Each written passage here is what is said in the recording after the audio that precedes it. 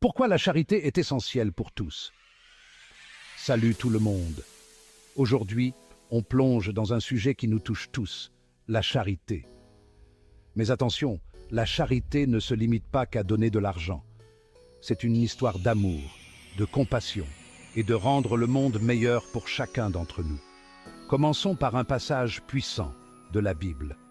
Dans 1 Corinthiens 13, 3, il est écrit « Si je donne tout ce que je possède aux pauvres, mais que je n'ai pas l'amour, je ne gagne rien. » Incroyable, n'est-ce pas? La charité, ou agapé en grec, signifie l'amour inconditionnel. Un amour désintéressé, qui n'attend rien en retour. Imaginez un monde où chacun agirait avec agapé. Un monde rempli de bienveillance, d'empathie et de compréhension. Mais que se passe-t-il si la charité nous manque? Le monde devient plus froid, plus isolé, moins heureux. C'est comme un jardin sans eau. Il se flétrit et finit par mourir. Souvenons-nous de l'histoire du bon Samaritain dans Luc 10, 25, 37. Un homme est battu et laissé pour mort. Beaucoup passent à côté, mais seul le Samaritain s'arrête pour l'aider. Il fait preuve d'une véritable charité en s'occupant d'un inconnu.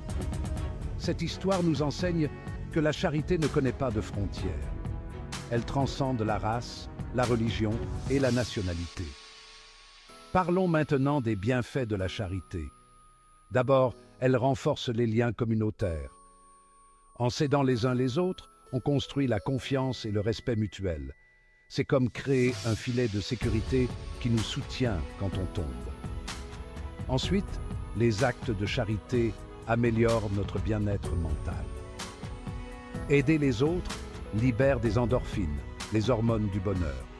On appelle ça le helper's high, l'euphorie de l'aidant. Donc en aidant les autres, on s'aide aussi soi-même. Cependant, ignorer la charité a des conséquences. Sans elle, les divisions sociales s'accentuent. Les riches s'enrichissent, les pauvres s'appauvrissent. Cela engendre du ressentiment, de la criminalité et de l'instabilité. La Bible nous met en garde à ce sujet dans Proverbe 21, 13. « Celui qui ferme son oreille au cri du pauvre criera lui aussi, et il n'aura point de réponse. » Alors, comment pratiquer la charité au quotidien? Commencez petit. Souriez à un inconnu, donnez les vêtements dont vous n'avez plus besoin ou offrez de votre temps en tant que bénévole. Souvenez-vous, même le plus petit geste de gentillesse peut faire une grande différence. Enfin, je veux vous laisser avec une pensée de Mère Teresa. Elle disait « Nous ne pouvons pas tous faire de grandes choses, mais nous pouvons faire de petites choses avec un grand amour.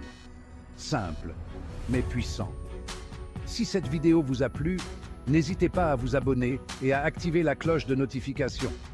Restez connectés pour plus de contenu inspirant. Faisons du monde un endroit meilleur, un acte de charité à la fois. Merci et que Dieu vous bénisse.